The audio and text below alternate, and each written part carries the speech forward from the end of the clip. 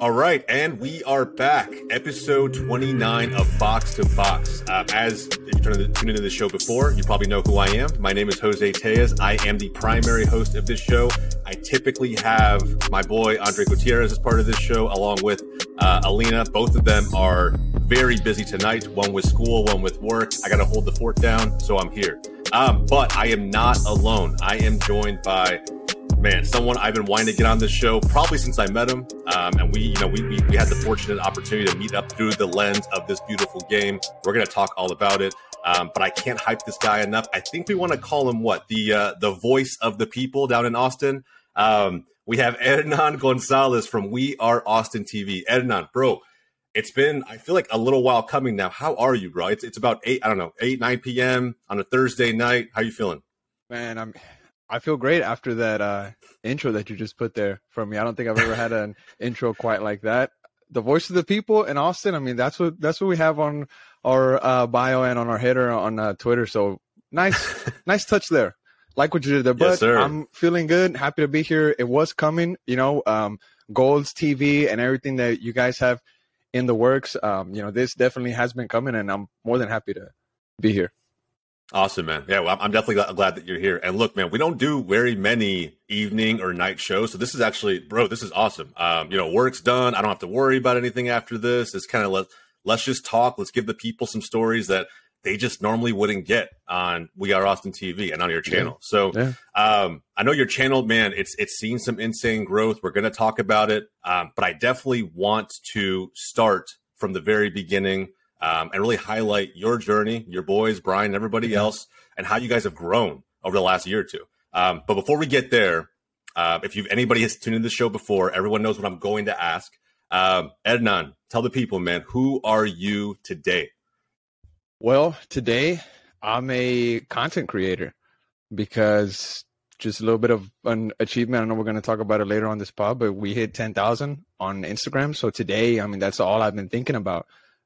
So today I'm a content creator for We're Austin TV. Yesterday I also was that, but we also have day jobs. But going back to the question, what am I today? That's a very interesting question. Threw me off there just a bit. But today, man, I feel like a content creator, and I feel like the future, I guess I would say, because just in metaphorically speaking, yesterday I didn't see myself didn't see myself as being a content creator, I guess you can say. Sometimes that word is just a bit cheesy, to be honest. Yeah. But here it's like the word influencer, Exactly. But it is what it is. We make content. I am a creator of that. So just in short terms, I feel like a content creator today.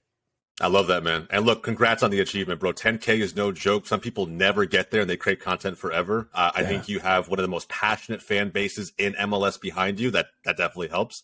But look, man, you guys make fantastic content. Like I mentioned, voice of the people. If you guys haven't checked out We Are Austin TV, if you haven't seen the best of 2022 video that just went live not too long ago, you need to check that shit out. It is, bro.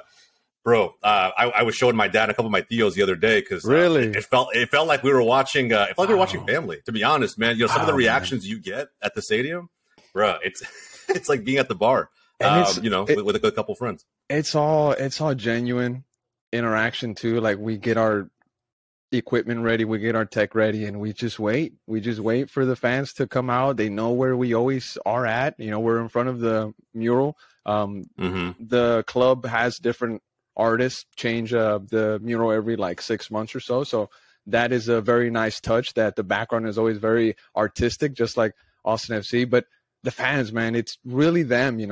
I'm just there with the microphone, and if they didn't come up to us, I'd just be there standing by myself. So every time I get somebody to come onto the mic, I just don't take it for granted. I try to get the most emotion I can off every fan, because at that moment when they're leaving X stadium, it's not just Q2, it's all around the world. When a fan is leaving X stadium, the emotion that's running through their body, through their veins is second to none. You know what I mean? And all they're thinking about at that moment is either the result that was positive, negative, or if it was a draw, because soccer has ties sometimes. Yeah, 100%, bro. And you're never going to get that type of emotion again, right? When fans get a chance to go home, maybe they calm down, or whatever the case may be. If you interview them tomorrow, the interview and the content isn't going to be anywhere close to what it would be as soon as the match is over. So yeah, bro, 100%. Fan reactions are I don't know, man. They're so. I can imagine what you, Brian, and the crew go through when you think about what type of reactions you're going to get depending on the result, right? Before we jump into like the backstory, walk me through that piece of it, right? Fan reactions and starting a channel around that. I don't know. Were you guys nervous in terms of like, hey, if the game's going a certain way, I wonder what type of reactions we're going to get? I mean, when you guys first started the channel, were you thinking about any of that at all?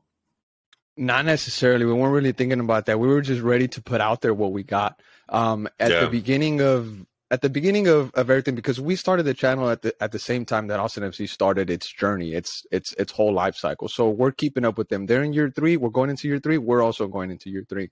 And at the beginning of We're Austin TV in year 1, we had a lot of mixed reviews because no expansion team in the MLS is perfect right off the bat. They have struggles. It's impossible to have that cup one. I guess maybe I can say that it's impossible, right?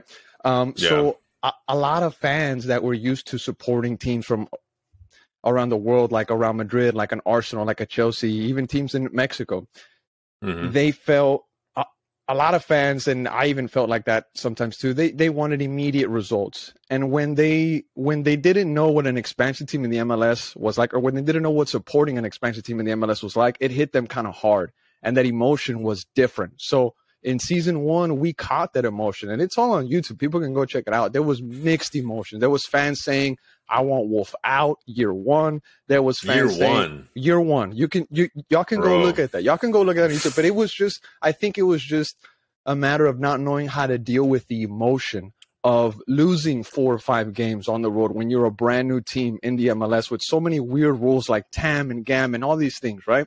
And cap spaces. Yeah. So whenever we came out with We're Austin TV, it got a lot of mixed reviews.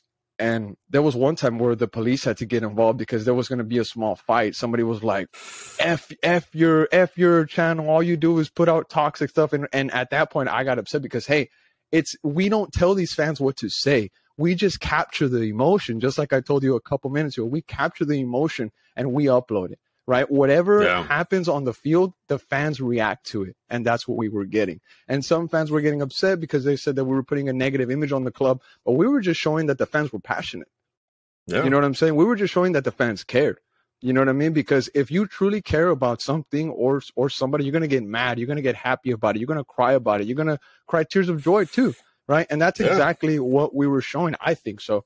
And year 2 came around and everything got smoothed out because we had an insane year 2. Juicy Dior snapped. He was an MVP finalist for the league. And I think that really calmed a lot of the people down. You can see the difference between year 1 and year 2 in our YouTube channel. And that pretty much comes down to it, man. Year 1 was a roller coaster emotionally, and you can tell by what the fans were saying when they were leaving Q2 Stadium. Yeah. Do you ever think that the fans, sometimes you mentioned how crazy they get, how emotional they get? I've seen some of the videos where it still kind of blows my mind, right? You talk about an expansion team and how new of an expansion team it is. To see fans bleed for bleed the colors, right? To kiss the badge, like that, they were a fan born in Catalunya supporting Barcelona for generations on end, right? Like it's something that we're born into. But, the team's only been around for a few seasons.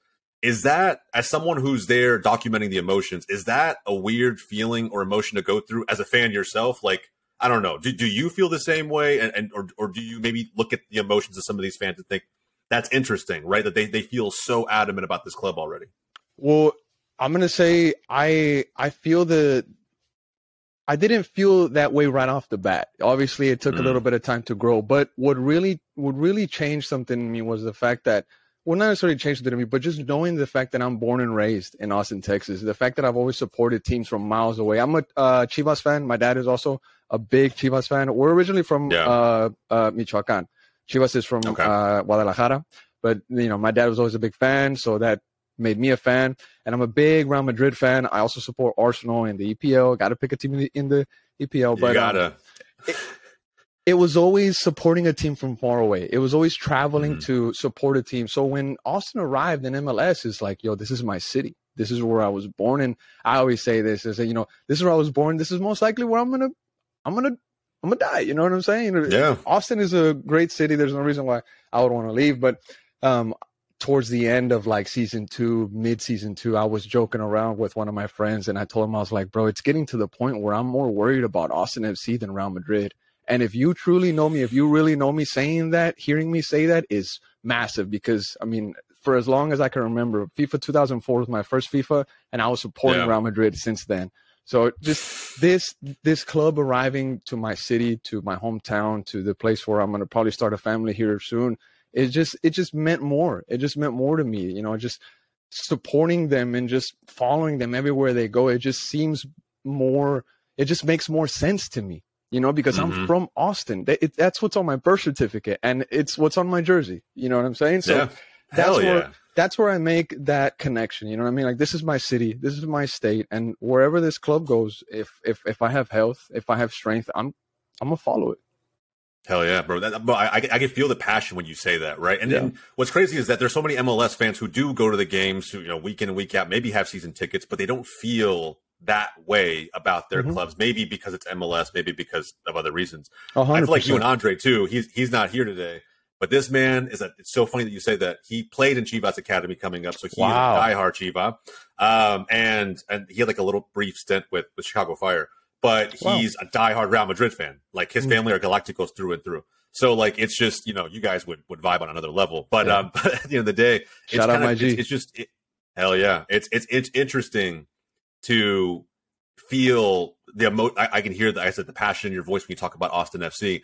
So let's go back a little bit. I'm sure you guys talked about content, a channel. What could we do with Austin FC coming, right? Yep. Austin, and you guys aren't familiar with the history of soccer in this city. I mean, they used to have the Aztecs. You know, they went over to become another expansion club in Orlando. So with Austin FC coming, I mean, had you and Brian and some of the guys been talking about doing this for quite some time, and then you guys kind of just jumped into it, or just walk me through the backstory a little bit? Yeah. So, well, first of all, you mentioned the Aztec, just to go back, just to prove to, if there's still anybody doubting my roots in this city. But when I was playing in select soccer in middle school and in high school, I was a ball boy for the Aztecs for like maybe a season and a half. So I got to see them play. You know, just, you know, it didn't really hit me that hard because I never really took them that serious. I'm sorry to the Aztecs out there, but it's just at the time you never really imagined Austin to take off the way that it is now. You know, nobody ever really thought that Austin was going to be what it is today, right? But going to the question, you know, taking it back, I clearly remember, I have it vividly in my mind, the night that we first talked about it, and it was outside of my friend Santiago's house. Shout out to my G Santi. His house was like the meetup spot. That's where we all chilled, right? So we were in his backyard. They had a really nice patio. It was like maybe midnight, and it was like a summer night.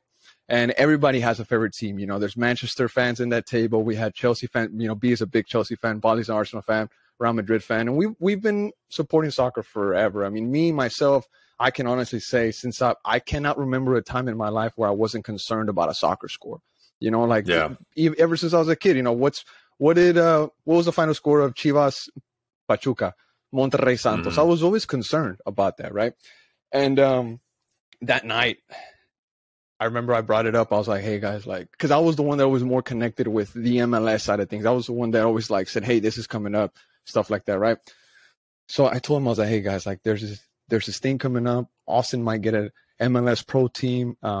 We should really do something. Like, we should really get together. We should really be serious about this, and we should start up this type of group. I guess what We're Austin TV is today, but it wasn't We're Austin TV from the beginning. It was something different at first. It was I'm forgetting what the first name, what the official first name was, but it was something different. We had a bit of a fall off where half of us wanted to take this side or this direction, I guess, and half of us wanted to take another direction, and that split. Well, let me tell you. Well, first, before I get into that, and pretty much the conversation that night was just, hey guys, we need to do this, stuff like that, and everybody was like, yeah, let's do it. And the reason why I wanted to go back to it is because at the time there was a new wave coming up of independent content creators. We saw the likes of Robbie and Arsenal Fan TV, the guy from Manchester United.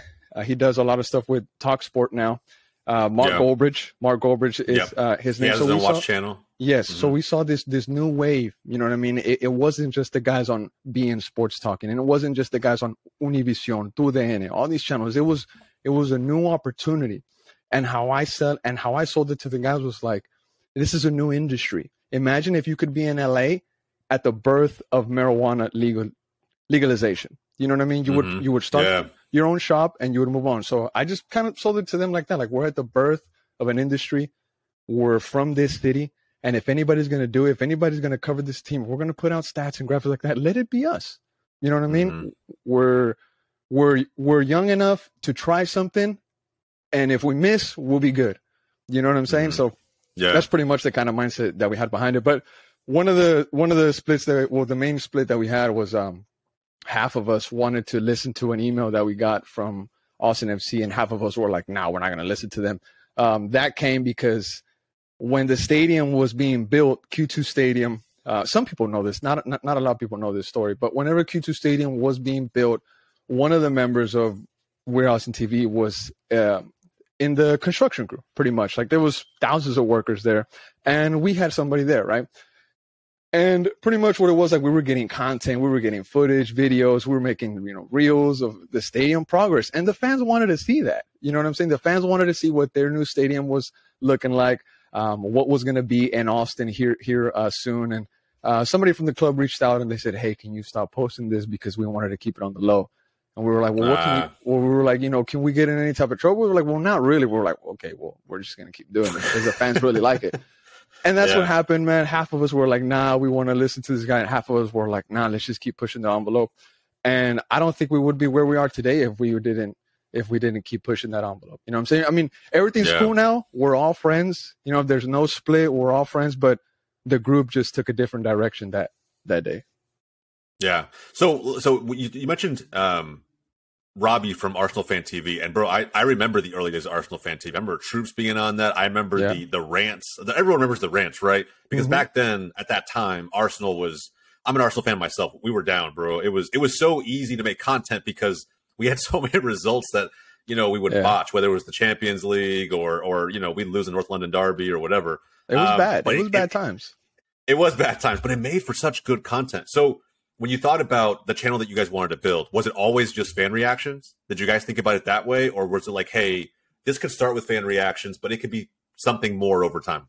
That's a really good question, man. And it honestly started with just fan reactions and wallpapers. I've been on social media, for long ass time. I mean, I had my first MySpace, I made it in like 7th grade, I think, right? So, I've been on Twitter, been on Facebook. And I've followed sports teams on those platforms for that long, right? So I've always seen people post their graphics, post their wallpapers, and I've always saved them and put them on my phone. But I've always said to myself, like, I would change this, or I would put this player in this spot, or I would change the color of this, right? So when Austin rolled around, I was like, bro, nobody's going to be making graphics. Nobody's going to be making stats or wallpapers, or maybe just a few people. And I said, well, if I want to have wallpapers, nice wallpapers, I'm going to start doing them. So it really started with just wallpaper graphics, just nice edits. And I still do them every now and then. I try to branch that out to really talented people that I come across on Instagram, because my time is somewhat short now. But at the beginning, it was just fan reactions and just graphics. And then we started getting more and more followers, and more people were saying, hey, this content would be cool. And I would see people just crave this type of content. You know what I'm saying? And I was like a chef, I was whipping it up, and the whole team was also doing it because there was a whole fan base that wanted to be fed and nobody was feeding them. So I saw that there was more opportunity. There was articles to be written. There was more graphics to be made. There was more information to put on to a stat graphic, because sometimes people don't want to read. They just want to see the quick graphic on Instagram, like it, and keep it moving, and then say, hey, did you hear that so-and-so got the contract extended? Hey, where'd you hear that? Oh, I saw it on this graphic at Bleacher Report. Sometimes that's all it is, right? So when I saw that it could be more than fan reactions, whenever we saw that it was going to be a podcast, whenever we saw that we could do this, when we saw we could launch merch, like whenever we saw the doors open, we didn't shy away from it. You know what I mean? We said, well, you know what? Let's try it out. There's been some things that we've swung and we've missed, but I mean, in my mind, at least we've tried it out. You know what I'm saying? Yeah. We've been very fortunate. We've been very lucky to have really good response from the fan base, I guess you could say, on most of the content that we put out. But yeah, man, it really, really just started at just fan reactions and just wanting to have cool phone graphics. That's it. Yeah, bro. And look, what you just said right there about, swings and misses, right? Like some people, I feel when they get an idea that they think is kind of good, like maybe this could be something, maybe it won't be, they get, I don't know, maybe they get stuck, right? They don't know, so they get indecisive and they feel like maybe I shouldn't do this. And they never do. They never get around to it. And for me, I feel like you'll always regret more the things you didn't do versus the things you actually did, whether they work or not. So, bro, that mentality, man, I resonate with that heavy. I think it's something that most people should try to embrace. Even if it fails, so what, right? Give it a shot. If it works, it works. If it doesn't, try something else. I think that's the best mentality you could have. Yeah. All right, bro. So you gave us the direction for We Are Austin TV, and it's now scaled into this channel that, bro, in my opinion, has become kind of the fan. I don't know. I think when I think about some of the other club specific channels that are popping up throughout the league, I think your guys is really unique. You also launched Top Flight Pod. Yeah. So walk me through that piece of it all. When did you guys decide, look, we have other things that we can talk about. We know this game. It's not just, we're not just, solely, our knowledge doesn't only cover Austin or even just MLS. We know this game. Like you mentioned, you have so many teams you support. Where did the ambition for Top Flight Pod come around, and how the hell do you have the time? The ambition for Top Flight Pod, and I got to give all the credit to Brian. Brian was the one that said, let's not put a roof on our head, because if we start a podcast that's just Austin FC, we can only limit ourselves to that conversation. But if we do Top Flight, and we went back and forth on the name, and we figured Top Flight was good because it's Top Flight Soccer. You know what I mean? Top five leagues, Top Flight Soccer, whatever you want to call it, right? Regardless of the country, yeah. Regardless of the country, you can say it's Top Flight Soccer. You can go into Mexico, you can go into Europe, wherever you want to go. South America, it's Top Flight. And he was the one that said, like, hey, let's not put a roof on our head. We can start off with Austin FC, and then we can spill into Europe, because sometimes, especially during the MLS offseason, a lot of stuff is kind of quiet. A lot of teams in the MLS are very secretive, so you really got to go digging to really find some information. Luckily, there's been a lot of people that find stuff out and they share it with us, or like we've had people from other countries share information with us that they don't share with other people in the community, like the Ruben Gabrielson transfer. Like we had that leak since December, but we said, yeah, it was we also had the Zardis, Rigoni. There's been a lot of sources that I've acquired in this time, but B was the one that came up with Top Flight, and the time where it comes from, it is just really just sacrifice, bro, because we're all young guys, Primo and I, we're the ones that are not single, but Brian and Bali, they are single, and we always record on Sunday, so they could be doing anything else, man. They could be out doing Sunday Fun Day. They could be out at the F1 track. They could be anywhere. I don't know why I said the F1 track. They don't even like F1, but they could be anywhere, right? Yeah. But the fact that they sacrifice their Sunday, the fact that they put time to the side, really just means the world to me. And if they're doing that, then I gotta go hard too. You know what I'm saying? Yeah. So and also it's also not just us at the end of the day. I'm really lucky that my girl supports a lot of the stuff, that really everything that I do. So she understands that there's like a mission to accomplish. She always says that I have this potential to reach these type of goals that even I haven't set for myself yet. So not only are my friends, that's amazing. Yeah. Not only are my friends a good support team, like I have a beautiful woman at home that also pushes me forward.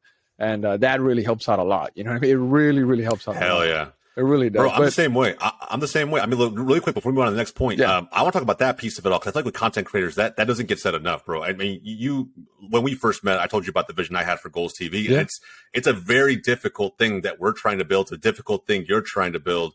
If you don't have a partner that understands the mission you're going after, the work that's involved to get there, how easy is it for them, right, to be like, hey, I want you to work a little bit less. I want you to compromise your mission a little bit more. I want you to be around because that's what I look for in a relationship partner, whatever. Yeah. Bro, how impactful has she been throughout all of this? So impactful, bro. Like there's been times where I have to finish an edit and she'll start driving. You know what I'm saying? Like usually I always drive, but there's times where I have to finish an edit where I'm doing like a juicy wallpaper, or I'm finishing up this quote graphic because Josh Wolf said something very juicy and I'm dissecting it because the fans want to know what Josh Wolf just said.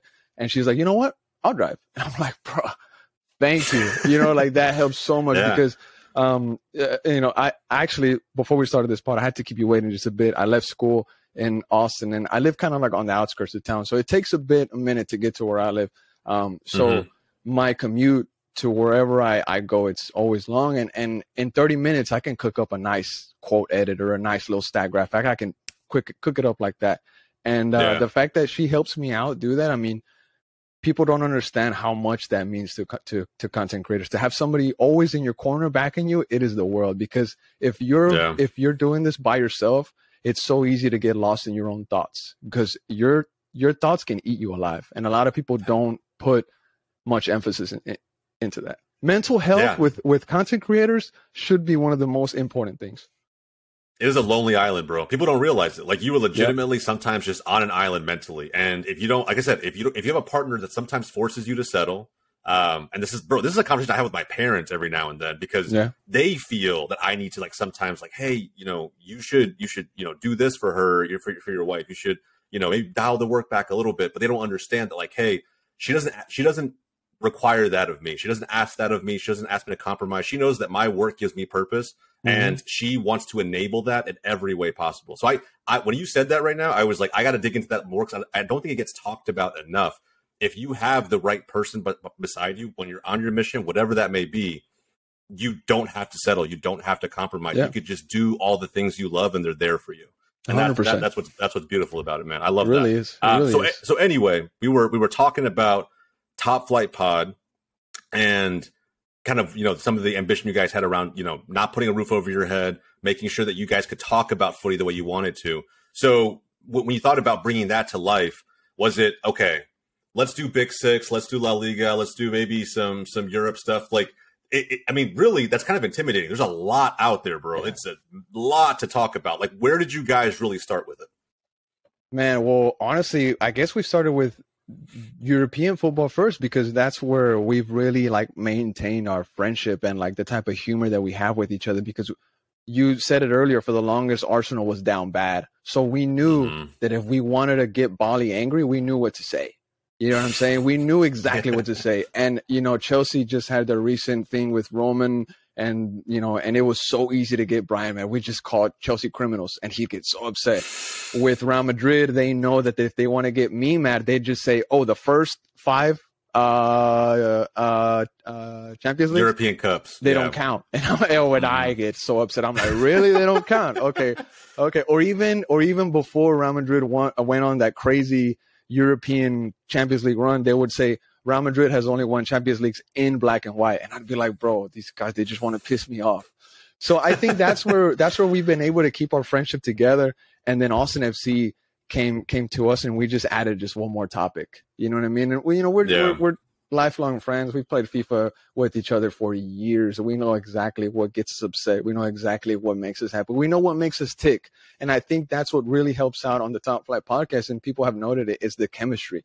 You know, we're really friends. We really hang out. Like, we really grew up together. You know, we've seen each other in the lowest of our lows, and we've tried to get ourselves out. Like, we're really homies. You know, this isn't scripted or anything like that.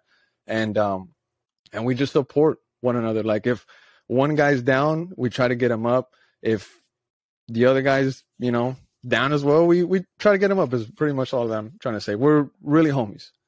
Yeah, no, I mean, bro, you could tell in every way. You know what's kind of crazy? Even with the fan reaction channel with We Are Austin TV, I mean, it feels sometimes, and you get some of the same fans, right? Some of the same characters, I'll call them, right, on the interviews. It feels like you guys have a relationship you guys have built over time, right? Yeah, definitely. They come back, and you almost know what to expect. You can kind of see your face start to smile, and start to, you know, be ready for the reaction you're about to get. So how has your relationship with the fans grown over 2 years, bro? 3 years? Like where was it when you guys started? Was it kind of awkward? I still remember seeing the first video, right? It was like it must have been like some kind of party in the park. Yes, it was for the launch of the team. Yeah. So walk me through how it was back then and how that's kind of scaled up over time. Man, it's real funny that like we're doing this episode today on this topic, the day that we hit 10K. And really this whole, this whole month, my friends and I, we've been reminiscing on the old times, because 10K is really one of the first big goals that we set out for us. You know what I mean? And, and the fact that it's all like happening right now, it's just funny the way life is. But that video, the one that you're talking about, we were just talking about it recently. We were like, I think it was Brian that said, like, remember whenever we did the interviews at Zucker Park, how awkward it was and how everybody was staring at us and how we really didn't want to do it, but we did it. And just doing it that first day really just got us over that bridge. We're like, all right, we did it. We're going to do it. And that is it. But the relationships that have grown with the fans is absolutely incredible, man, because I've seen, like, I know people from their first name basis now. If I don't call them off their first name, I call them off their Twitter handle, because we interact outside Q2, but then they'll go to Twitter and be like, hey, H, it was nice seeing you outside Q2. I'm like, okay, that was you. Bet. Next week, I know your face.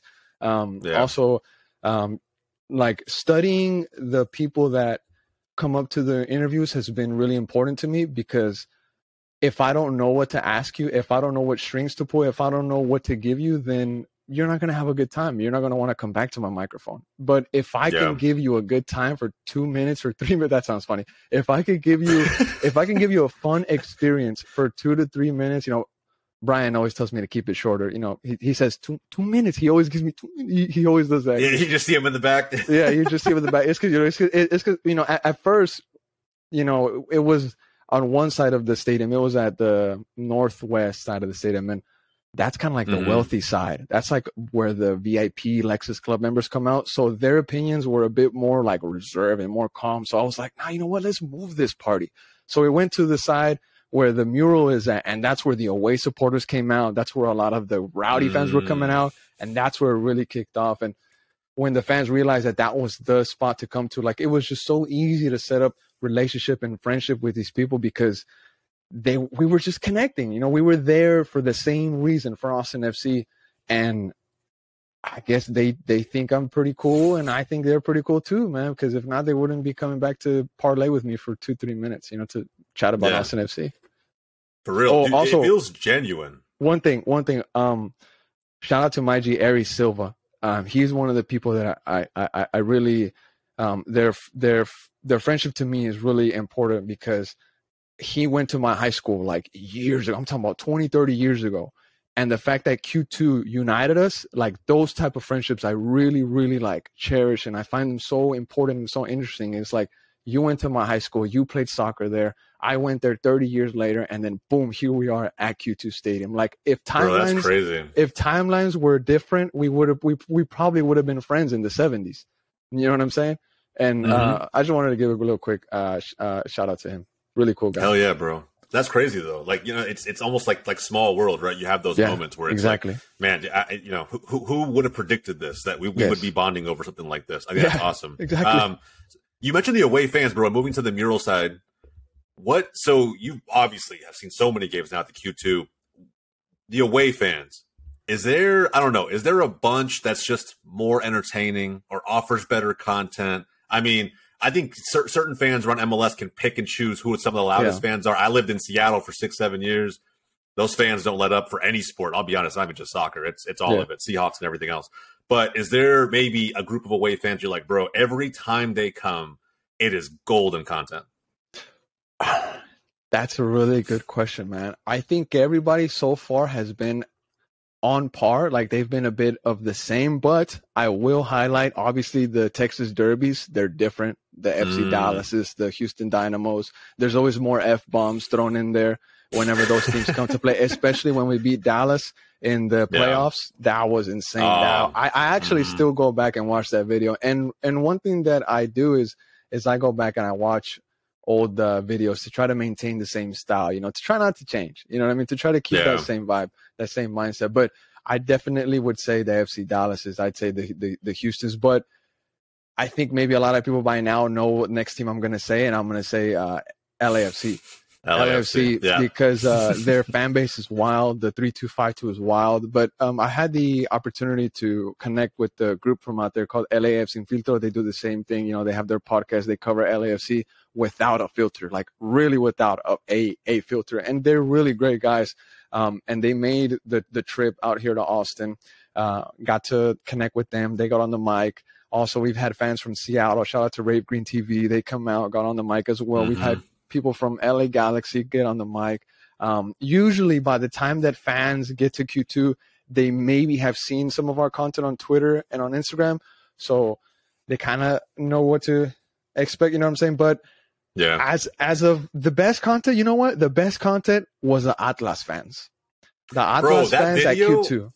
Yeah, that video is wild. When the smoke came in. Yes. You remember? I remember I felt like I was choking, bro. I really felt like I was choking. I was like, "A la verga," and I was like, I love this, bro. I did not love that at that moment. I had to say that, and it really felt like it was choking me because that smoke is so strong, bro. And I got a whole whiff of it, and then luckily it passed by, and we got right back to it. And that just goes to show, like, something like that happens, the show got to keep going, bro. So you gotta just get back on track. You know what I mean? And a lot of people don't know this, but when the Atlas game happened, I was genuinely scared. Even I was at, like, even though we were at Q2 and I saw multiple security guards around the Atlas fans, I was genuinely scared for me and Brian because the Liga MX fans are different. They're built different. They're from a different cloth. So it was me and Brian in a sea of red and black. And we were like, bro, what did we get ourselves into? Did we bite too much? Like, did we bite more than we could chew? But luckily, it made for one of the best pieces of content that we've ever shot at Q2. Bro, it's so loud when you hear it, right? You hear them singing, dancing, jumping. And I'll be honest, bro, even there, I was like, oh, shit, like watching the video. Is something going to go down? Something going to happen? Yes. I don't know.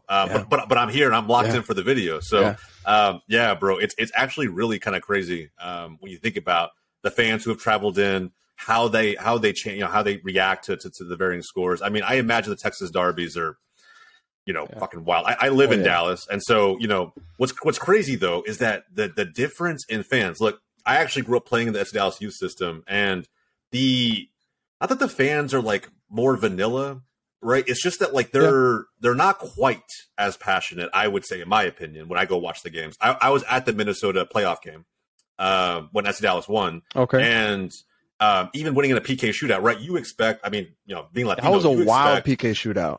It really was, bro. With the Panenka too, right? Yeah. Yes. Yeah. Yes. And I was expecting there to be like, crazy reactions from all the fans going apeshit, going nuts on the field. And you got some of it, right? Mainly in the supporter section, but you didn't get not what, I imagine that's happened at the Q2.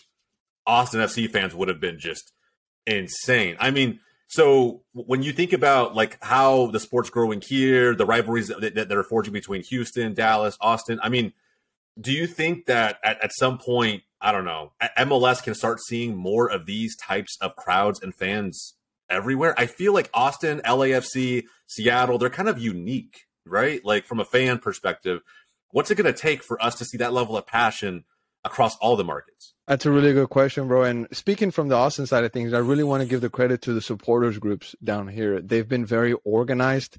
They've been very, there's definitely things that everybody can work towards to be better. Nobody's perfect. But one thing that I got to commend the supporters groups down here in Austin is the fact that they have organized so quick, and they've come up with chants, and they've had practices, and they have legit sections of the murga. They have the trumpet section, the bombo section, the snares. They have the capos. Everything is very organized in that supporter section. And they got some hate from some, and maybe this is what the problem is. They got some hate from supporters groups from across the nation, saying that it was fake, saying that it was paid by the FO, saying that it was manufactured passion. And being, I played the bombos for about maybe half of the first season, maybe the whole first season, if I'm not mistaken. I learned how to play the bombo. That's how passionate I'm about Austin FC. That's crazy. I don't know how to play an instrument. I never played an instrument. I picked up the bombo. It's not the hardest thing to do, obviously, but I mean, I picked up the bombo. I learned the chants. I was in that supporter section playing the bombo, and it's not manufactured. It's not, I mean, I'll be real with you, because it has been leaked on Twitter. There has been help by the FO, like just in the help of like helping the supporters groups get buses, helping the supporters groups get the adequate space to paint one of the most beautiful tifos that the league has seen in the history of this very, very young league, obviously, right? But what's it going to take, man? I think it's just going to take, it's just going to take just more organization in the supporters groups. I think, stadiums need to have more organized, I don't know, not necessarily organized chants, but just chants make everything better. You know what I mean? And they do. Like in the Western Conference Final, we went to the Bank of California Stadium. Well, that's what it used to be called. And I was I was disgusted and impressed by the LAFC fans, because they just smoked us out. Like I couldn't hear the person next to me type of stuff. You know what I mean? And they were saying El Chicho Arango, the whole stadium as one. And it was just marvelous and just disgusting to see at the same time, because we were getting slapped 3-0, right? In the Western Conference Final. But what's it going to take, man? I think it's just going to take a little bit more passion, maybe a little bit more organization, more communication between the fans, because in some teams you have different supporters groups with different missions. You know what I'm saying? Like one supporters group is trying to do this supporters group is trying to do that. And just coming together, realizing what the main goal is, I think, and also, of course, like bringing superstar players doesn't hurt, right? Yeah, that 100%, bro. I mean, we all just saw it, right? I mean, Driussi just got his extension, which, by the way, I don't want to make this this episode necessarily just about that, right? Like the moves that Austin's making, but I mean, bro, as a fan coming off the season that he had, I mean, I've seen both takes. I've seen on Twitter, this is an amazing extension. We needed this. Obviously, he's MVP caliber. But then the other side is, can he produce what he did again? Is he capable of that? Are fans expecting that of him with signings like Zardes now coming in? I mean, I don't know. I imagine you're ecstatic about Driussi Dior being, extended now and being there for the long term. But I don't know, bro. I mean, any hopes, ambitions for this coming season? I don't want to say predictions, but I don't know. What are you expecting out of Austin FC this year? Well, first of all, I wanted to add one more point to the last one. And the MLS has to make soccer more accessible. They have to more accessible to everybody. You know what I mean? Because sometimes they try to. What does that mean? What does accessible mean to you?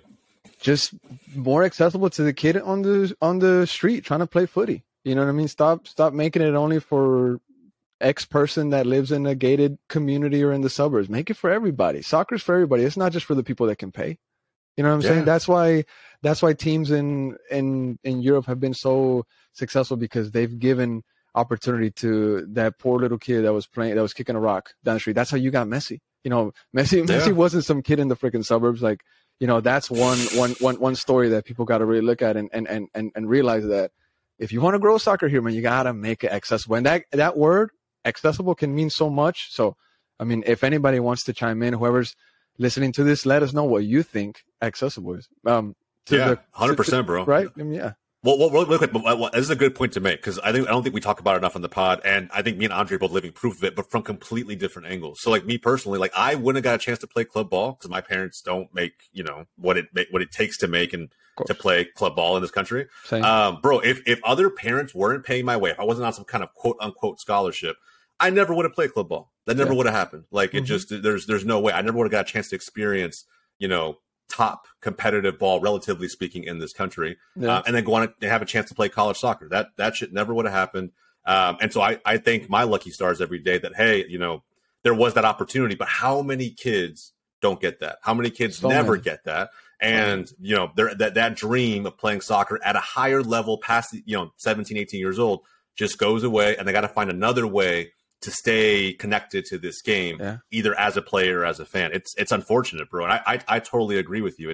We care so much about money. We're okay with letting all this talent slip through the cracks. It's honestly insane. Yeah, man, really spot on. I mean, I went to a school that had so much talent, but either this kid either started a family really early in his life, or his family just needed another income in the house because time was rough. And I mean, we also grew up in a time where it was like 2008, 2009, where like, I didn't even know it, but we were going through like a whole recession, and I was a kid. Like there was a mall here that like shut down, and this was all happening when I was a kid, and I didn't even know it. And like our parents were still, they were still going through their day to day. But yeah, like 100%, just making it more accessible to just that regular kid, man.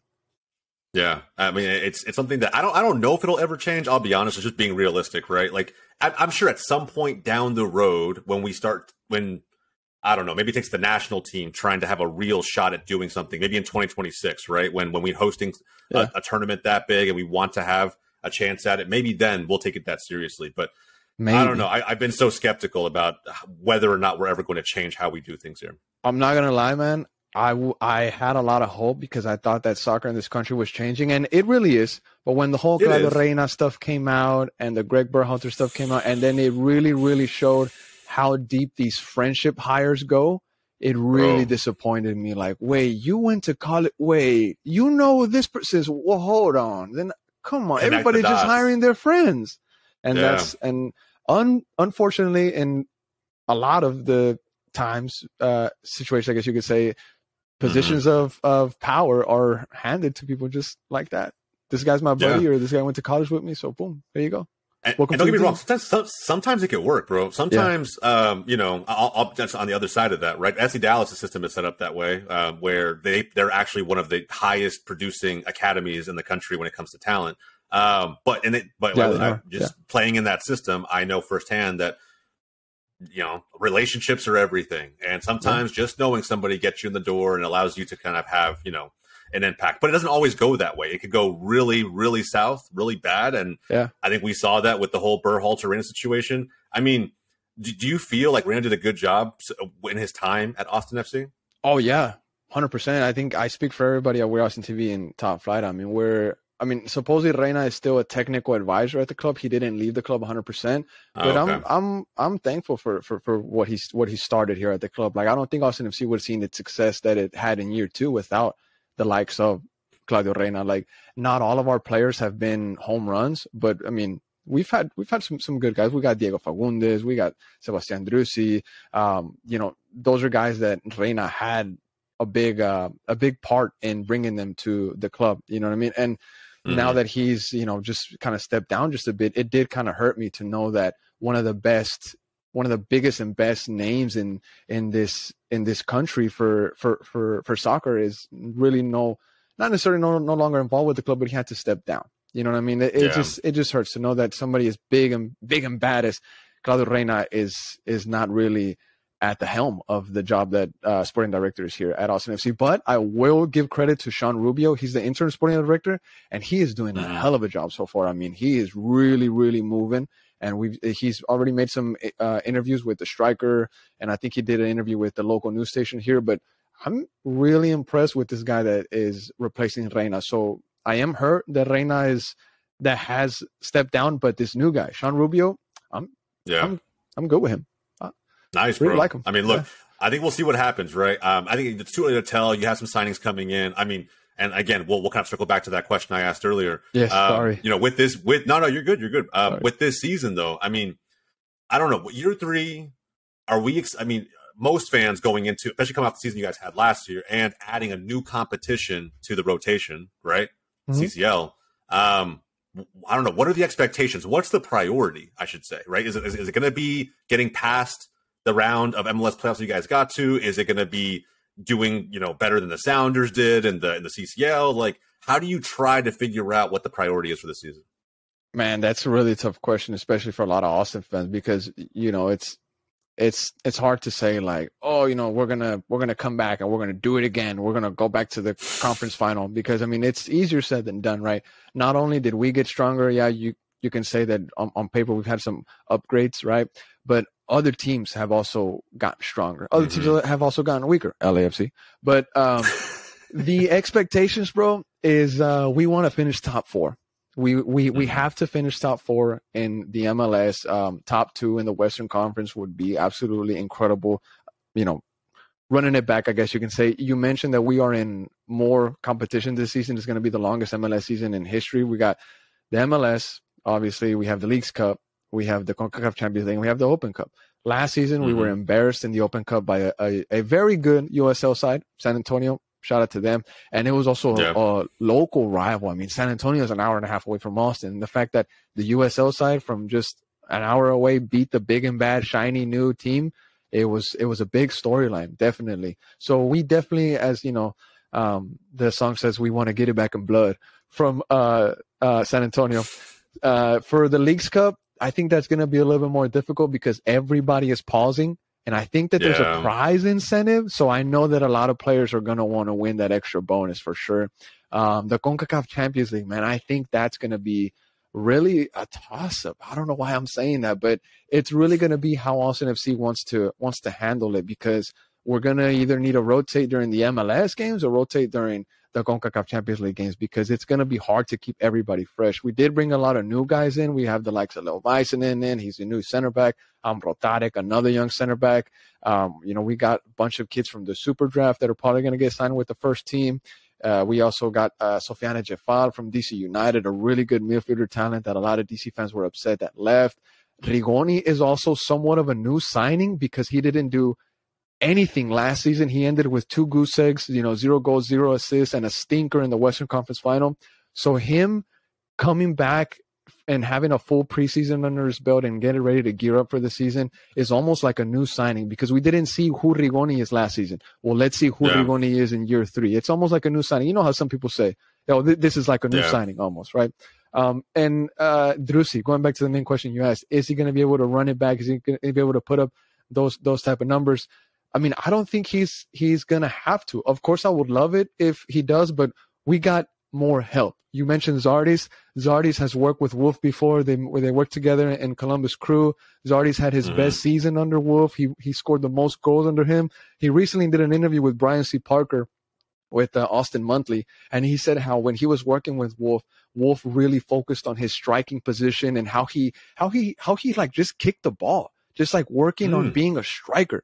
And Zardis even has his own nickname for Wolf. He calls him Wolfie. So that chemistry right there is already a big upgrade, a big plus. The fact that Wolf has somebody he can trust, and the striker also believes 100% in what Wolf is telling him, I guess you can say. So there's more help, there's more energy, and there's that ambition of wanting to run it back. From the stuff that I've heard from the Austin FC camp, from the sources that have talked to us, obviously we can't name these people, but from what the main idea we're getting from the camp is the fact that they're ready to go. They're hungry. They really want to win a trophy, because the players know that a fan base like Austin FC's is different, and it's unique in the MLS. You mentioned it earlier. It's like Austin, Seattle, LAFC. They're almost unique, and the players, the staff, they know this. So they really want to deliver a trophy to the city, because they almost feel like they owe it to them, to us, I guess you can say. And I think we really do have a team that's capable enough to win one of those 4 trophies. I really do think that we have it in us this season. We're new, but we're good. Yeah, you're good. And so let me ask you this. If you only get one, is that a successful season? And then to piggyback on that, which one would you consider to be, I don't know, maybe the most successful? I think it has to be a successful season. I mean, year 1, we mentioned how some of the fans were upset. It was a roller coaster. The fans outside were saying mixed things. Year 2 was a success. I mean, we broke records in the league. We broke records attendance-wise. Drusi broke records. It was just a record-breaking season in short terms, I guess you can say. And I guess, well, I kind of went off a ramble there. Say the original, the second part, the first part of it. I'm sorry. If you only win one cup, is it a successful season? Oh yes. I'm sorry, I just rambled off. Yes, it is. You're good, bro. You're good. I'm sorry, brother. It is a successful season, because last season we didn't win anything, and we were left with the sour taste in our mouth. We got so close, but yet we were so far. And Ruben Gabrielson, who departed the team in the offseason this winter, right after that game, he was outside the locker room watching the LAFC players celebrate with their children in the confetti. And he said it in a quote. We have this up on the page on Instagram. He said that he wanted to go out there and see them celebrate, because he wanted to take the pain in, because he wanted to be celebrating with his kids in that confetti, but it wasn't him. So he wanted to take that pain in, so next season he could come back strong and hit it hard. And I think that if we finish with the trophy this season, of course it's successful. We're a new team. We're a brand new team. This is year 3. If we get a trophy in year 3, I mean, it is an absolute success. I know that Apple TV content is going to be bussing. The MLS writers are going to be all over Josh Wolf, getting the exclusive scoop of how such a handsome young coach did it in such a young time. They're going to be all over Josh Wolf. You know what I'm saying? And And almost like I feel like almost like the league wants Josh Wolf to win something because he's an ex-player. You know, he's somebody that gets along well with the executives in the league. You know, he knows how to parlay with certain people, and he's one of those faces that the league just loves, I think. And he also scored famous goals against Mexico, so the U.S. men's national team fans love him as well. Yeah. The next question that you asked is which one would I like to live? Yeah. The MLS Cup. Yes, it's got to be the MLS Cup. It's got to be. You guys are this close, bro. You're this close, and I feel like you have to take that next step. It just, and again, you're. I think the way you look at the progression of your team, bro. Most fans don't. Most fans see, I always use the example of like, if you follow European soccer, anybody who's watching, Barcelona this past season, right? Everyone thought Barcelona was forming the Avengers because they went out and like bought, every player they possibly could. But how many times have we seen in history where that just doesn't work? Like, look at PSG. Bro, you're a Real Madrid fan, the Galacticos, right? How many trophies did they win? It's not that simple. You can't just go out, put a championship team together. But the fact that Austin's doing it in year 2, getting that close, year 3, even if it's not necessarily the Western Conference final for whatever reason, you have to realize how difficult it is to continuously have that same high bar for excellence year in and year out. It is not easy. And the fact that you guys are doing it so quickly, man, I think the rest of the league just looking at it in awe. And one point on that, I got to give credit to Josh Wolf and Reina when he was in charge, and really everybody that's in charge of the team building aspect of things is a lot of the fans. I mean, we share borders with Mexico, so there's a big Mexican population in Texas and in Austin. And when the team arrived, and they went after Cecilio Dominguez, they went after Tomás Pochettino, Sebastián Drusi, Diego Fagundes, all these players that I just named, they have one thing in common: they're not Mexican. And a lot of the fans here were like, well, when are we going to get a Mexican player? Why don't we get a Mexican player? Why doesn't this team have a Mexican player? And I think that Austin FC did so well with not bringing a Mexican player early on because they're very expensive right now. The average Mexican player is very expensive. I mean, you have HH in Houston Dynamo right now being a top 5 earner in the MLS. That's embarrassing. I'm sorry, but that's embarrassing. We saw the way that he was behaving outside the field. We saw the performances he had inside the field. It's embarrassing, honestly. And I think some fans didn't really understand that you don't. And I don't mean I'm Mexican myself, so if anybody's trying to come out, chill out. You don't need a Mexican player to have a successful team in the CONCACAF. You know what I'm saying? Yeah. I think you can build a team that doesn't necessarily need a certain nationality to be successful. And if a Mexican player does come to Austin FC, I've heard that it's in the plans maybe in years down the line. But if that does truly happen, I'm sure it's going to be a great player, and I'm sure there's going to be strategy behind it. And I'm sure I can guarantee you 100% Austin FC will not sign a player from a certain country just to sell jerseys like other teams in Texas. Dynamo. Yeah, 100%. And that's the thing. Like, the player that comes in will make the team better. And you can see it with the moves. What I was most impressed with Austin last year was they lacked depth. They lacked, especially up front, bro. Especially up front. And 100%. You guys found a way to get goals and to maximize production with players that used to play for FC Dallas, hashtag Urruti, right? So, it's just one of those things where, like, I think if other teams focused on building their squads in that way, what can we get out of this squeeze, right? That's what's going to build championship teams over time. Then the players that you add on top of that roster take you over the line, take you past the Western Conference final into MLS Cup. Yeah. I think it's bro, I'll be honest. It sounds like you have Austin FC has a great thing going, and it must be a fantastic feeling to be an adamant fan of just this growing fan base. I can't imagine what games of the Q2 are going to be like in 2024, 2025, man. I feel lucky. I can't even get a damn ticket, man. It's been sold out, 2 years straight? I mean, I can't even get a ticket to go to the game. It's funny you say that, bro, because when Austin FC came around, when it was first starting up and season ticket were starting to be sold and stuff like that, there was a little bit of not a pushback, but there was people saying like, I don't know, I'm gonna wait to see if next season they're good. And I told all my friends, I was like, get a season ticket now. I have 3 myself. I have 3, one for myself, one for my little brother. He turns 18 this year. He's in high school. I try to keep him focused because it's so easy to get unfocused in today's world. He's a straight A student. But I told him, I was like, hey, if you maintain your A's, I will have you at Q2 every match day. You can guarantee, you can believe that.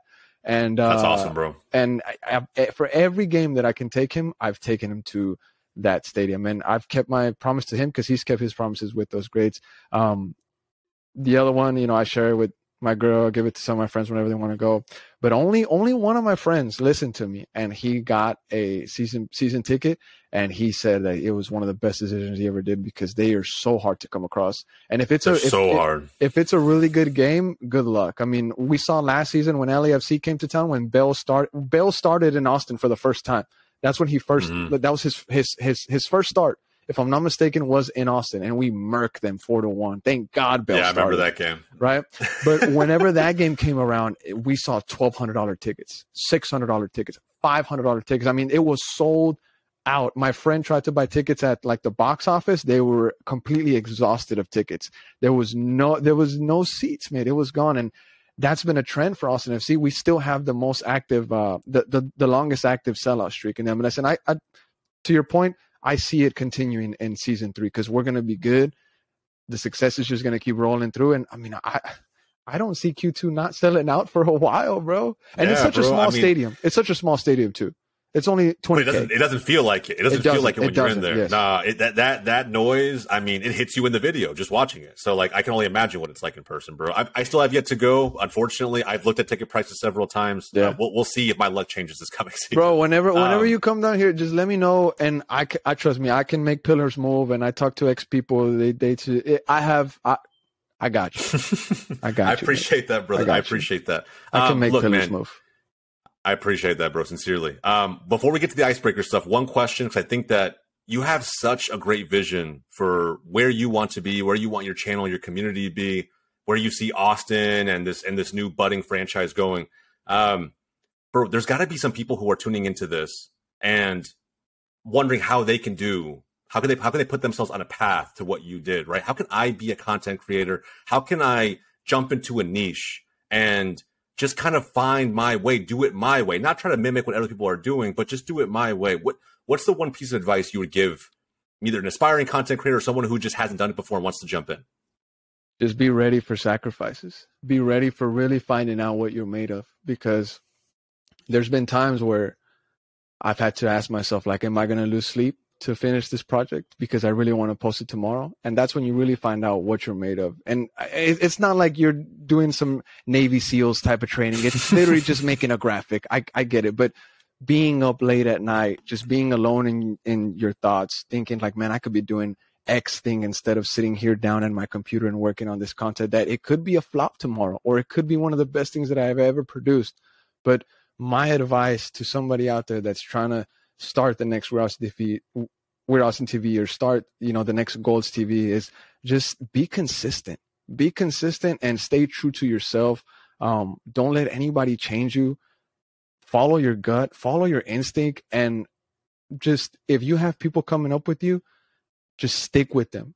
You know what I'm saying? Like, and that's something that I always think about every day. Like, I'm lucky to be still with my friends that I met in 6th grade. You know what I'm saying? So just surround yourself with a good team.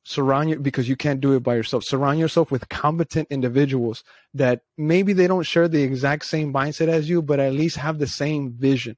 Not everybody is going to be the same. And one thing that I've had to teach myself this year is don't expect things from, how does that go? Don't expect the same from other people. Like, yeah. I know what you mean. Like, don't expect. So I always say it as, because I think, as you mentioned GOLZtv, I like me being the founder of it. I never expect my team, and it's only 4 people, but I never expect my team to bring the same level of passion or to be as hard for this project as I am. I expect them to look at me for vision and then be like, hey, how can I help? But I don't expect them to bring that same level of commitment, because that's what I'm here for, right? Like, I wanted that to bring this project to life. I wanted to bring you with me. But if I expect you to be as bought in as I am, like, what am I doing? You know what I mean? Like, it's my thing, it's my baby, and more importantly, I hold myself more accountable than I hold anybody else. Yeah, definitely. I definitely share that same vision. I clearly remember one day, and shout out to my team. I love my boys, but I got to put them on blast just this once. I remember one day, it was a big game, and they all got so drunk at Q2, like to the point where like it was hard for them to be on camera. At least one of them on like camera duty. So I got really upset. I was like, boys, like this is like, you know, like we really got to take this serious if we're going to do it. We really got to be committed. We got to do it 100% or else don't do it at all. Because we're not going to be here wasting time. We're going to be here on a mission. There's things to do. There's goals to achieve. And if we're not bought into it, if we don't believe in ourselves, why should anybody else? You know what I mean? 100%, bro. If like you don't see it, if you don't see it in your mind, if you don't think about it before you eat, if you don't think about it in the shower, then you gotta start.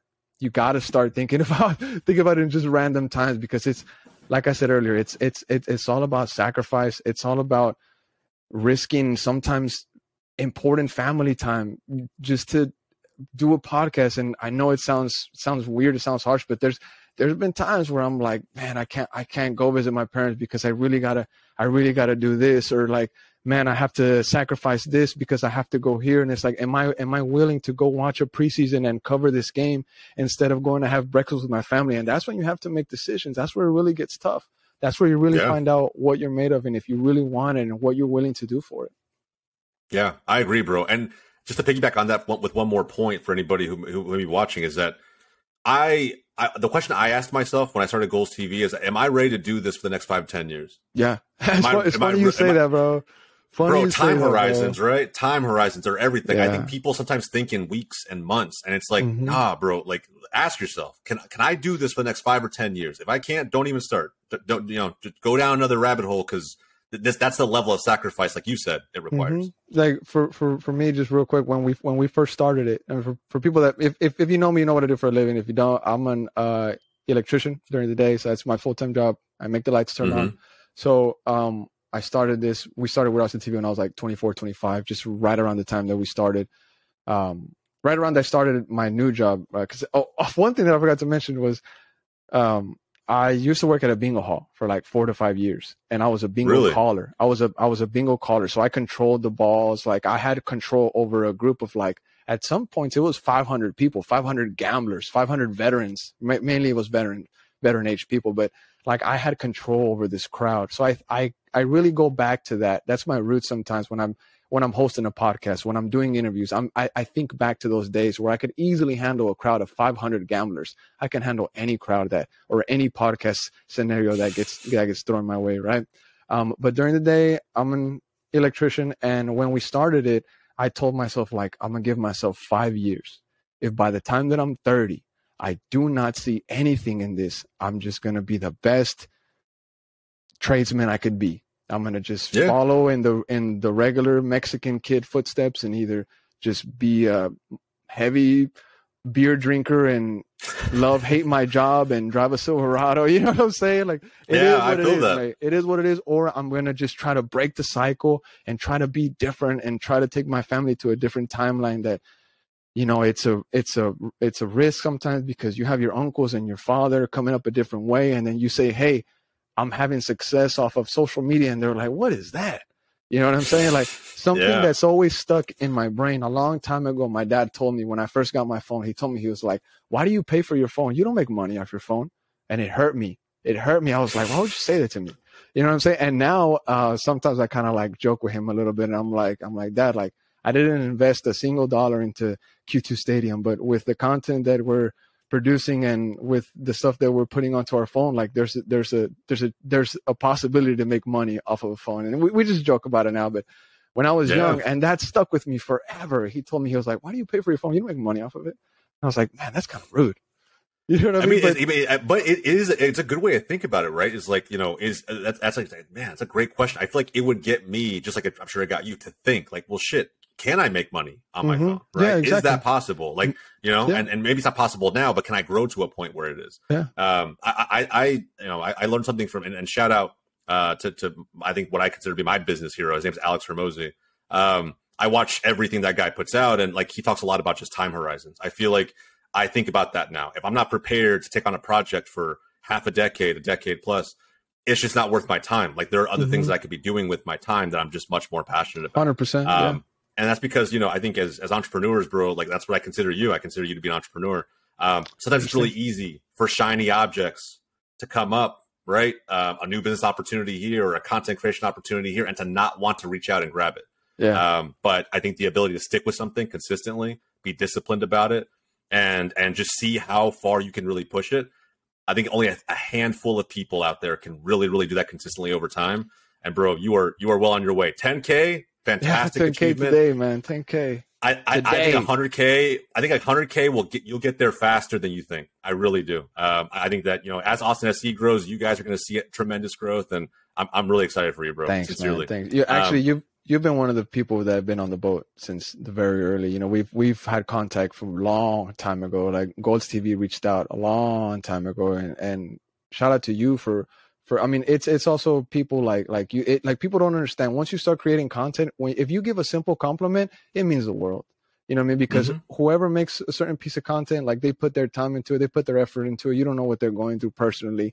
The fact that they're putting their time and effort into making a content that maybe you'll like, maybe you won't. Like if you compliment it, that content creator will be like, thank you. Honestly, thank you. Maybe they might not say it like that, but in their head, they'll be like, oh my God, thank you so much. You know what I mean? Somebody appreciated this. Definitely. And, just people that show us love outside Q2.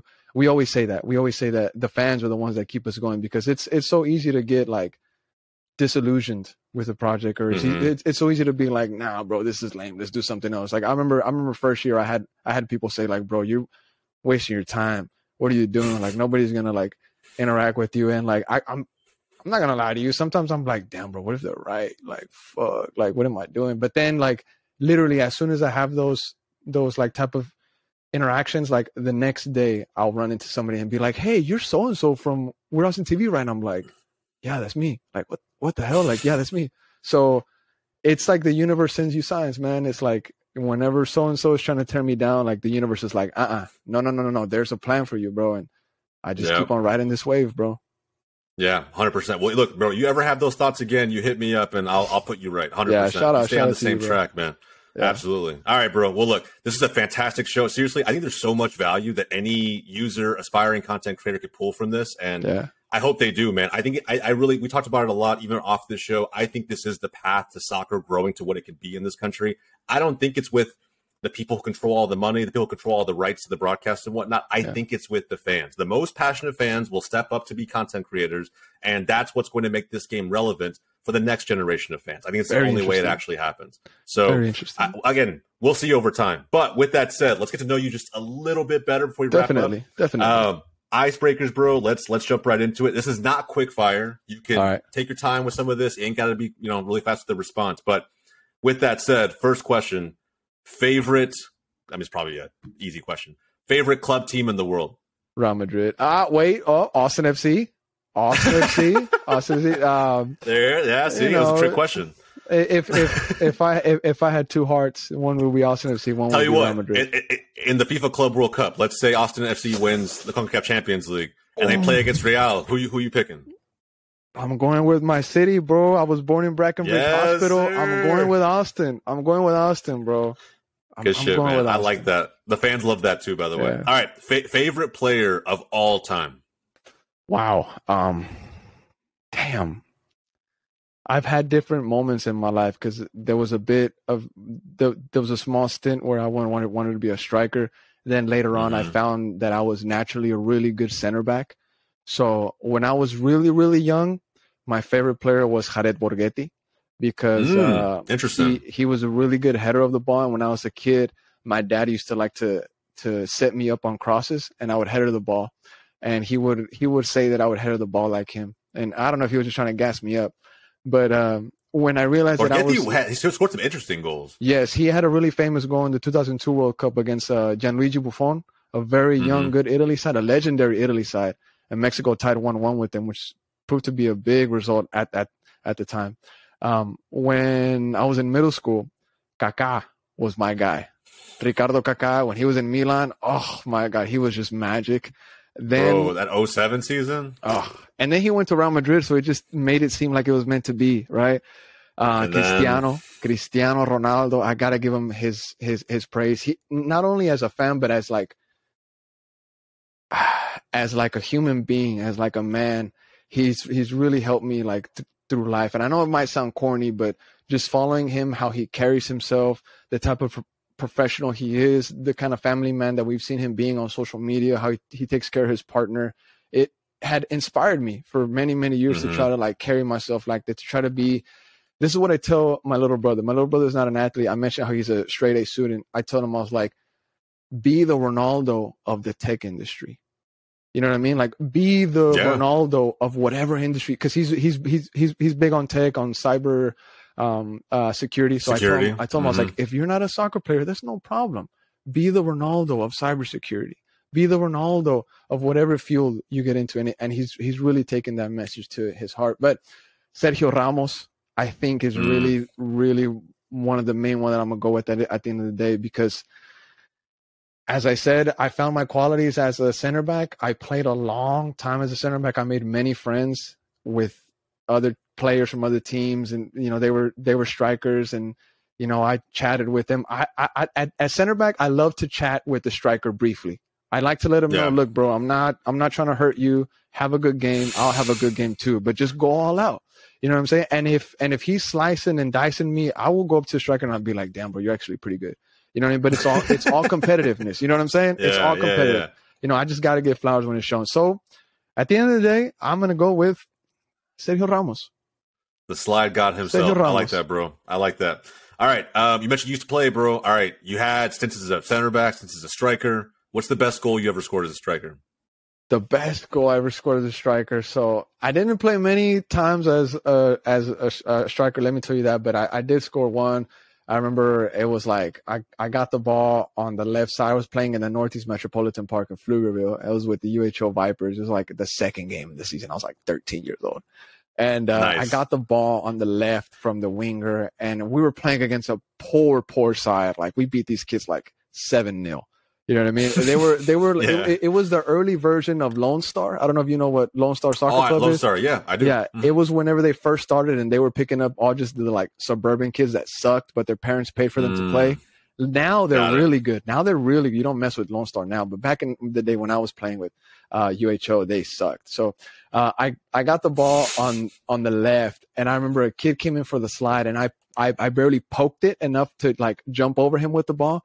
And like the ball just jumped over his slide. I jumped over him. I went in. The keeper was poor, and I just easy finished to the just like bottom of the left post. I think it was one of those just simple finishes. Clinical striker finish. It was one of the few striker goals that I had, so it always stuck with me for sure. I love that, bro. A good old 7-0 whoop ass. I love it.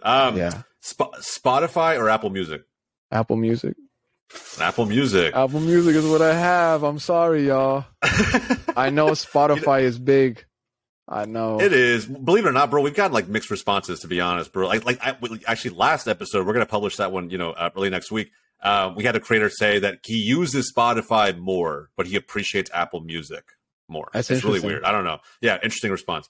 All right, if you could have one meal for the rest of your life, or maybe it's your final meal, either way, however you want to approach it, what would it be? Gotta be a medium well-cooked steak with some A1 sauce, mashed potatoes, and gotta be one more, and some mac and cheese. Damn, that sounds good. And some, maybe if I have room for dessert, I'll take some vanilla ice cream, maybe some pistachio almond. I don't really drink, so I'll take a nice Coca-Cola. Hell yeah! If you had to get that meal in Austin, where are you getting it from?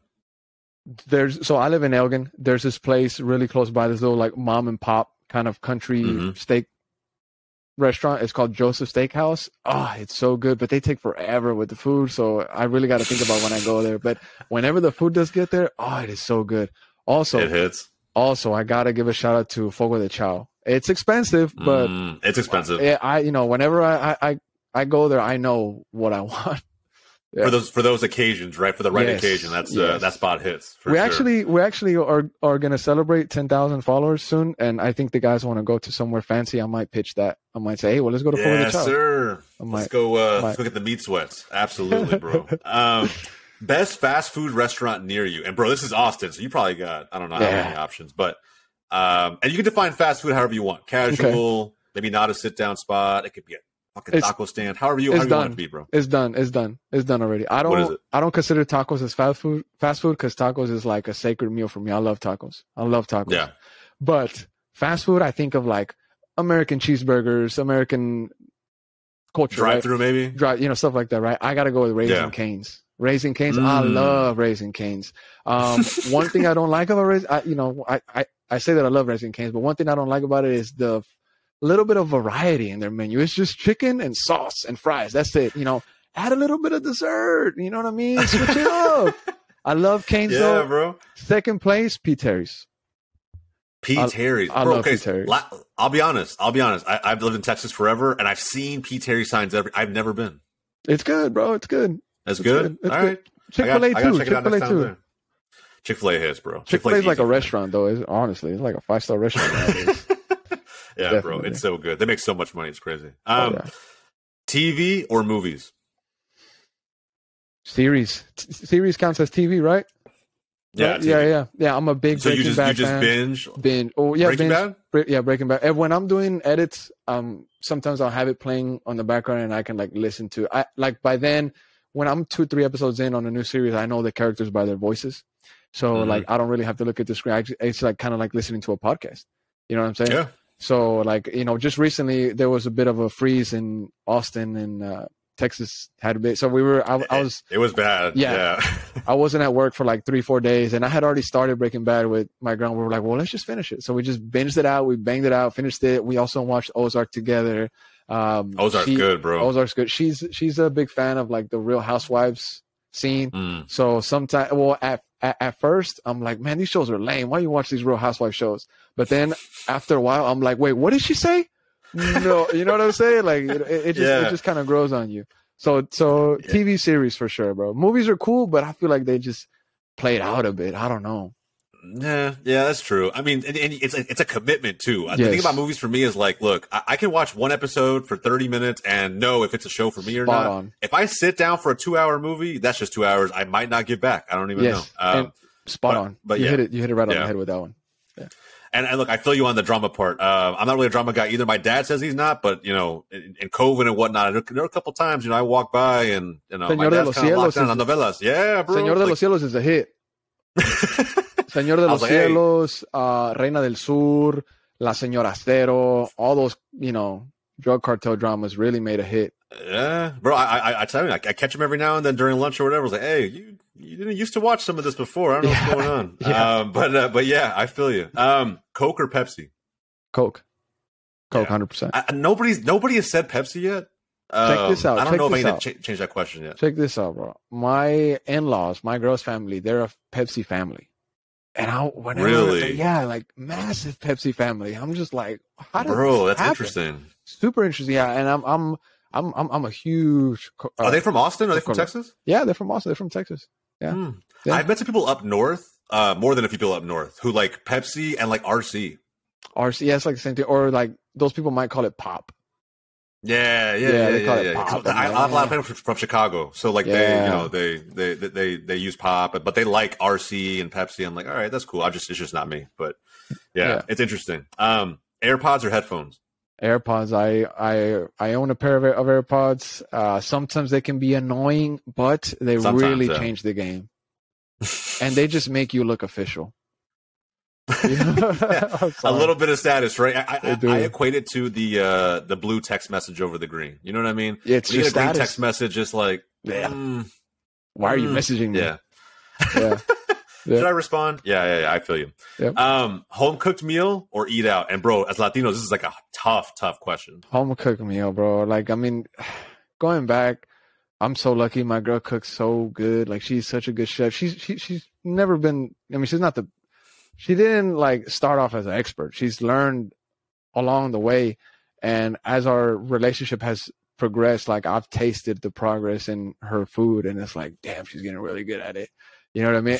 So home cooked meal, 100% home cooked meal. And not only that, I mean, before I got with her, like mom home cooked meal. I mean, people here speak English 100%. We've dropped some Spanish, but I'm just a fan of tortillas and frijoles, chicharrones, queso fresco. Like, give me that. aguacate. Give me that. Mm-hmm. You know what I mean? Like, it just takes me back to a time when it was things were more simpler and things were different. Simple. That's the best way to describe it, bro. Because we were children, man. Simple. Yeah. Life was just, I didn't even need fast food. I didn't need to go out and eat. It was just my mom was taking care of it, bro. Yeah, it was amazing. It was different. Man. I feel that.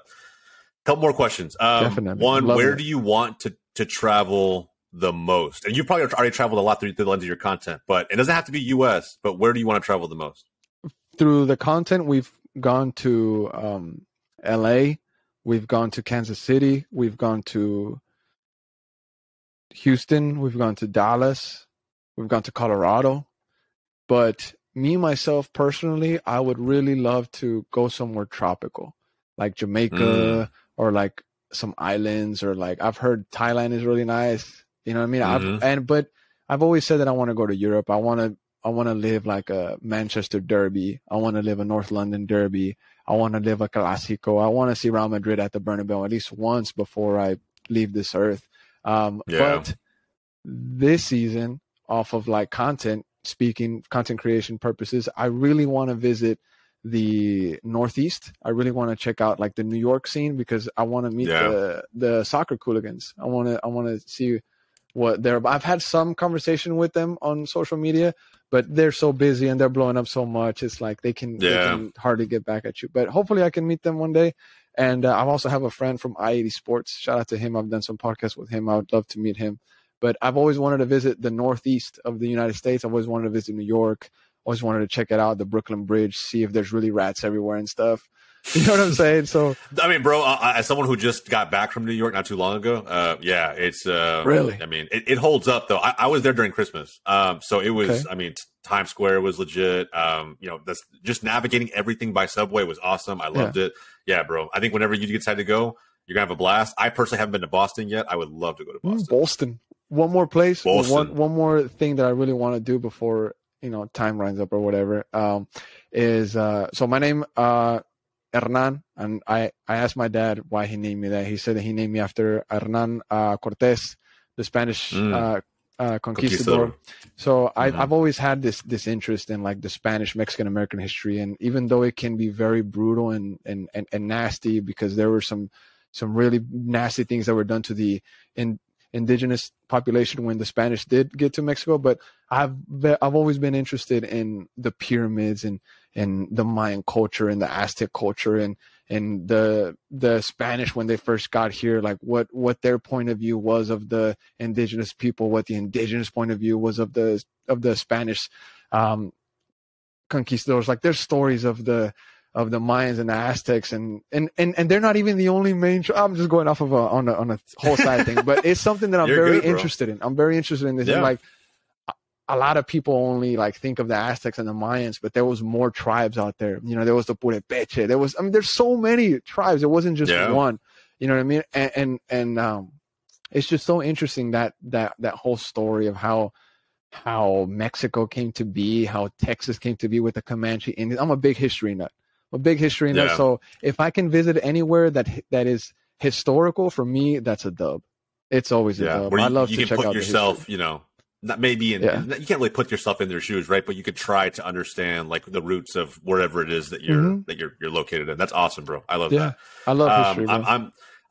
History was actually one of my concentrations in college. Interestingly enough, I don't use it for shit. Like I don't use the history part of my degree for anything, but because you can't unless you want to be a teacher. But like I loved it, bro. It was so much fun to learn about. If money wasn't an object at all, what's the one thing you would buy? If money wasn't an object at all, what's one thing I would buy? A soccer team. Yes, sir. Be an owner. I love a soccer that, team. I would do the whole Wrexham thing, bro. I would be a soccer. Would you buy Austin owner. FC? I don't know. It's because maybe I wouldn't want to touch it because it's so pretty. I wouldn't want to mess. I wouldn't want to. Not that I'm going to be a bad owner.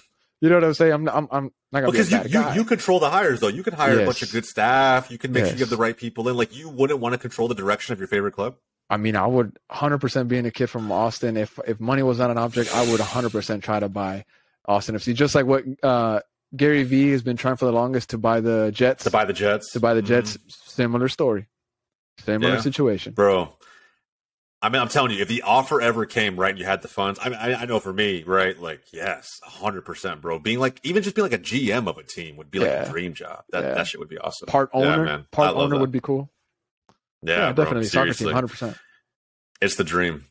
Awesome, man. Well, look, that's it. That's all we got for today. Okay. We talked, bro, for about an hour and a half. This was a fucking awesome show. It really was. There's so much here for everyone to unpack. And look, what we're going to do is, I want to make sure that everyone understands where to find We Are Austin FC, or We Are Austin TV. So if you're looking for their channel, their socials, what they do, what they talk about, we're going to link everything down below in the description.